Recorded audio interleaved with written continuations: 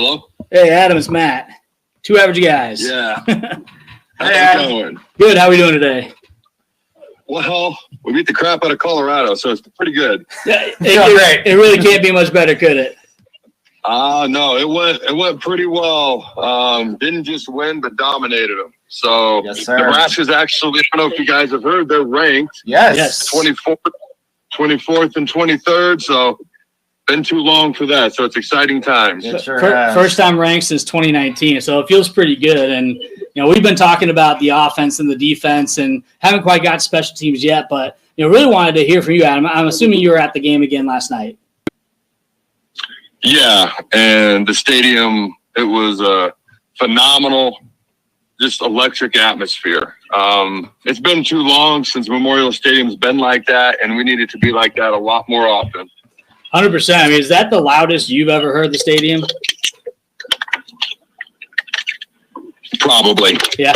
I mean, there was a game my senior year. We went into overtime, and we were trying to get the call from the defensive coordinator, and the Mike linebacker finally got the call, and he says it in the huddle, and I can't hear him. And I'm right next to him. So we're walking to the line. I'm trying to get the call, and I still can't hear him. I look at Titus Adams, who's the D tackle next to me, like he's 1 foot from me.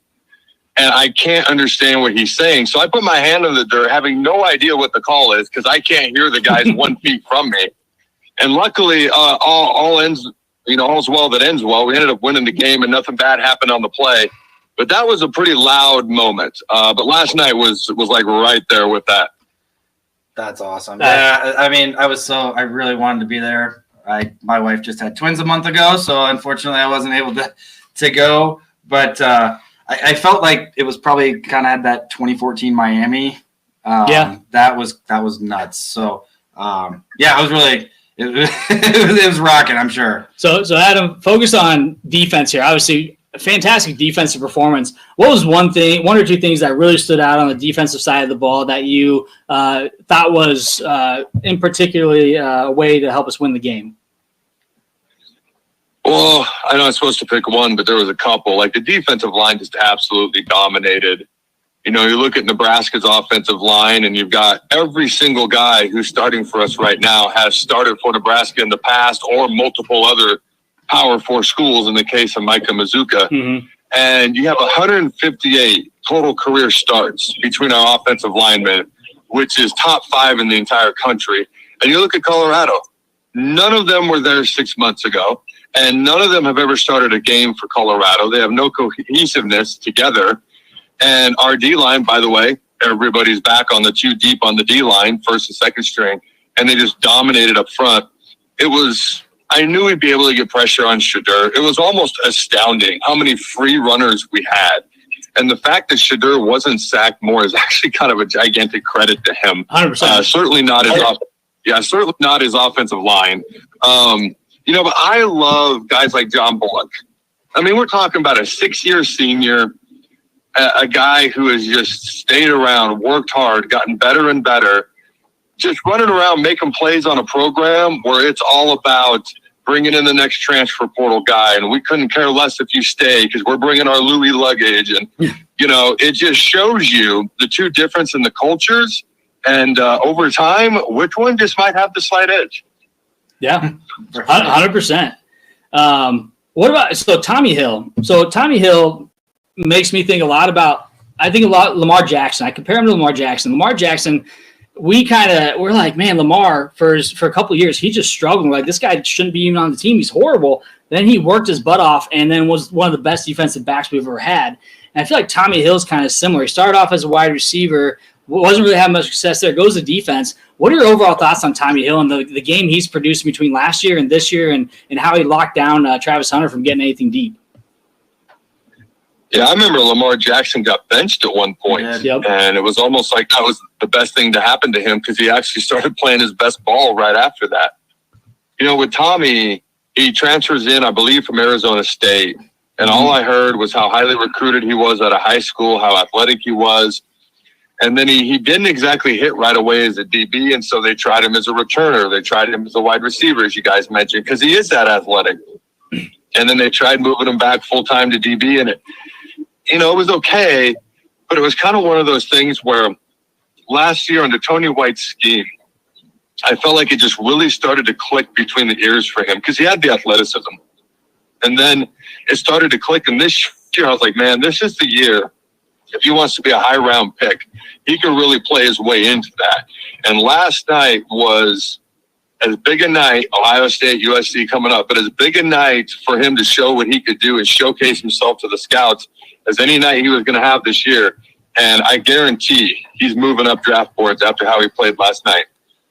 Oh, for sure. Yeah, he was an absolute stud. And that pick six he had, I mean, the catch that he made, that was an incredible catch too, to not only grab that, but then stay on your feet and get in for the touchdown. It looked a lot easier on TV, but seeing the pictures of it afterwards, like, holy cow, he was fully stretched out to get that ball. Yeah, I mean, that's just raw athleticism, body control, and the awareness to be in the right spot, honestly. I don't know what Shadur was doing throwing that ball other than he probably couldn't hear anything, and he clearly wasn't prepared for what Tony White and the Black Shirts were throwing at him. And, yeah, Tommy capped it off with a great athletic play. No, absolutely. So, Adam, what do you think so far of Dylan Raiola's play? I mean, obviously he's 2 games in. We've had, we've won both games. He's looked pretty good.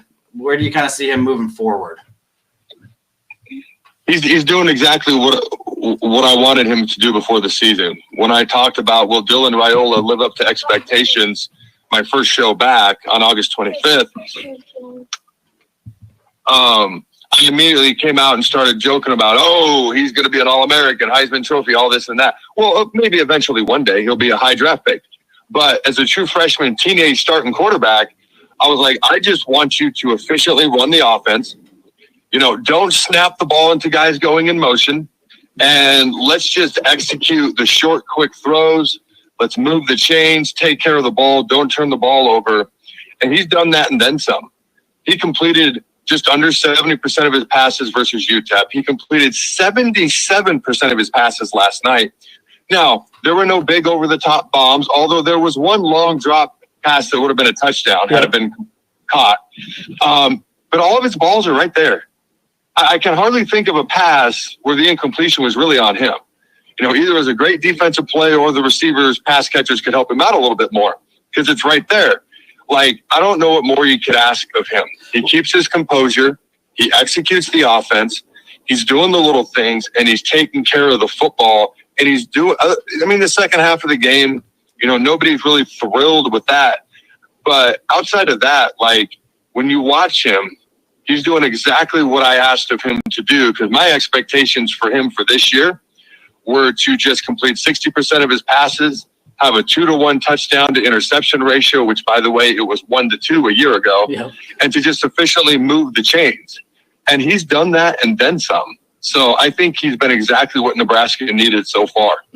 Well, and he's even, had a few balls that he's thrown away. And in the past, I feel like we've tried to maybe force some balls, but he's with it enough to know, hey, I'm just going to throw this one away. And he even, ran for the first down on that one. Yeah, I think that Adam, to me, is, as a freshman quarterback, seeing him know and be aware of his surroundings to get rid of the ball when he needs to is something you don't see a lot of freshman QBs do. They do try to force it. You even see, we've talked about it, about Shedeur Sanders. Part of the problem why he gets sacked so much, he does not know when to get rid of the ball. He'll keep running until he tries to find an open receiver, and it's too late. He's on the ground. And so really love what I'm seeing from Dylan when it comes to getting rid of the ball when he has to. For sure. I would agree with that.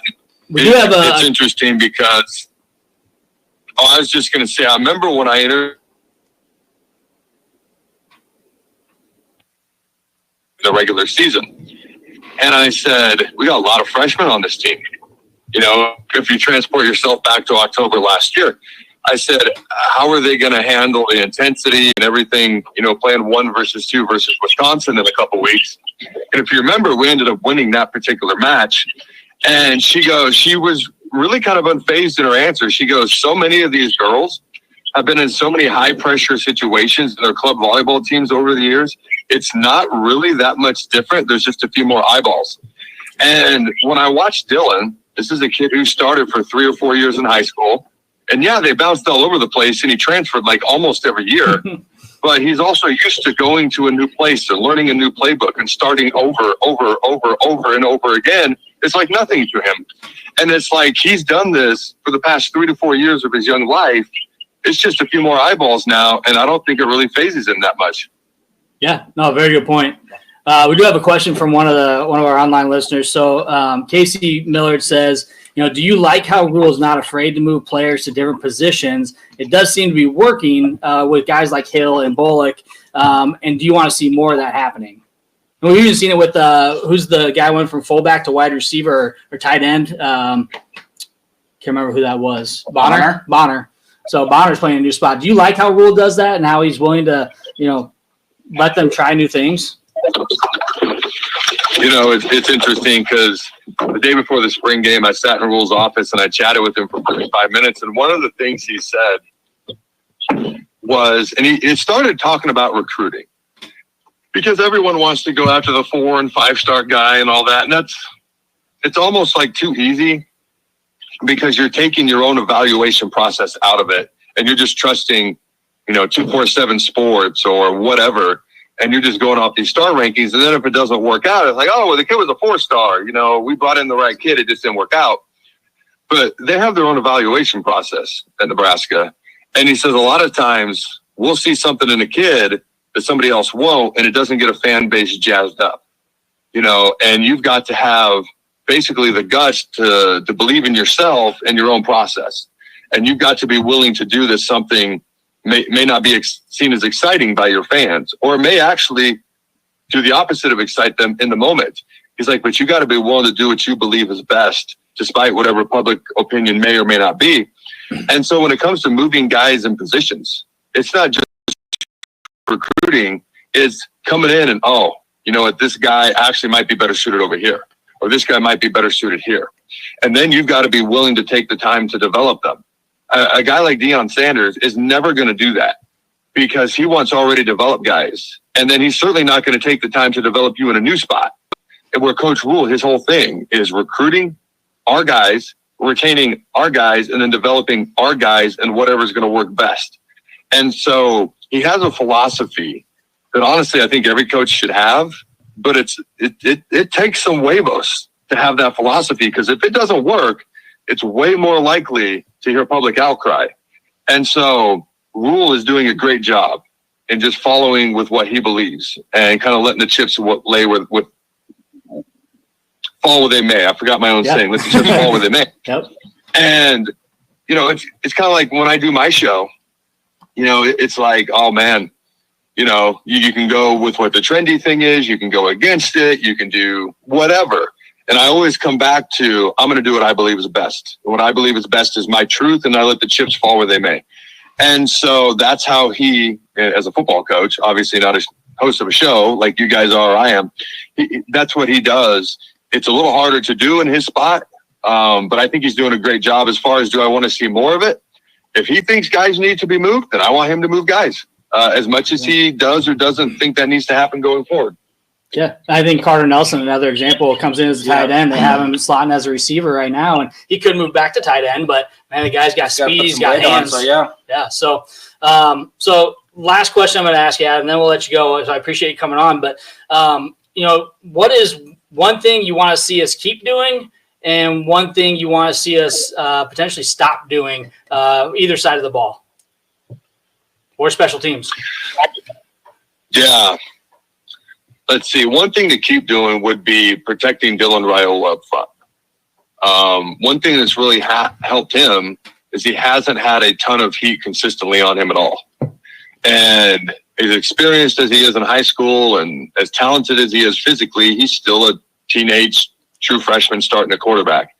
So if we can protect him, that's going to allow our passing game to be better. It's going to allow us to keep the turnovers down. It's going to open up holes for the running game, which then ricochets to the defense, can be more aggressive because you don't have to worry about the offense putting you in bad spots. It just ricochets throughout the whole team. Something I'd like us to do better, I'd like us to be more special on special teams. Yeah. Just in general. Make a 32-yard field goal. Don't allow a blocked punt. Don't allow a kickoff return to our 37-yard line. Like, in this third of the game, let's be a little bit more special on special teams. 100%. I like it. I like it. So Adam, again, we appreciate you coming on the show. I know you got Carriker Chronicles tonight. What time's that at? Yeah, that's going to come out at 6 p.m. Central Time on YouTube, and I'll post it everywhere on social media an hour later. But 6 p.m. Central Time on YouTube. There you go. Fantastic, we'll be guys. watching. Yeah, make sure you follow Adam at Carriker Chronicles. Check out his website. He's got a lot of great podcasts up on the website, a lot of good content. Adam, as always, love having you on the show. Appreciate you jumping on, and we'll hope to see you down in Lincoln this year. Yeah, you guys are on the CarrikerChronicles.com website. You guys are doing a great job. So if you're fans of Two Average Guys, you can check them out, obviously, on the Facebook page. You guys do a great job. You can check them out on the website, too. Appreciate it, man. Appreciate it, Adam. Enjoy the rest of your day, and go Big Red. Don't forget to throw Thank the you. You too. bones. Go Big Red. All right. Throw Adios. the bones. Throw the bones. All right. Bye. That's right. Throw the bones. See you, Adam. Thanks. So I appreciate Adam coming on. So again, Adam's always a good sport.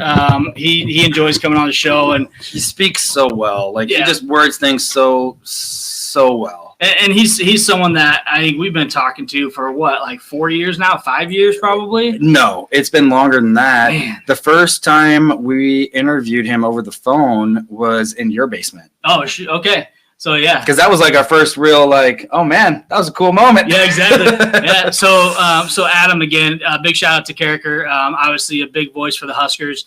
He's in Lincoln now, so a lot more accessible, and for him to be able to hop on for 15, 20 minutes is something we're always appreciative of. And he's always like, anytime you want.